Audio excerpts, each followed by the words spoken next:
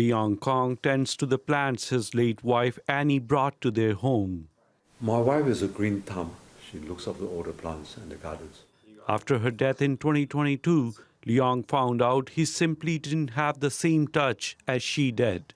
What do I do with this? Where do I cut? Where do I prune? Right? And when some of the plants died, oh, I feel so bad. Leong and Annie were at a wedding in West Vancouver when another woman drove her car up a shared driveway and crashed into a crowd of people, killing two. It was supposed to be that Christmas of that year that we were supposed to come together. Unfortunately, we all got together for her funeral. This week, the woman behind the wheel in the crash, Hong Shu, was fined $2,000 and prohibited from driving for 5 years. There were no criminal charges, and she was sentenced under the Motor Vehicle Act.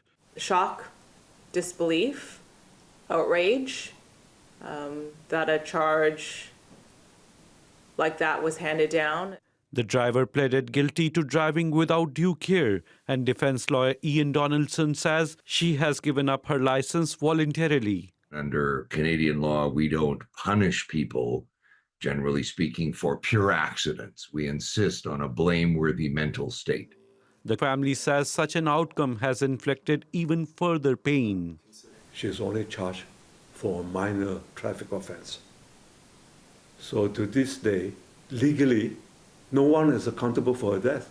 So that I cannot reconcile. ICBC paid the family a lump sum for their loss, but because of BC's no-fault insurance, they are not able to sue for more. We have no interest in monetary compensation, and we're not interested in any of this amount because under Chinese culture, we treat this as blood money. We will not touch it. We want it to be in a form to help the needy students.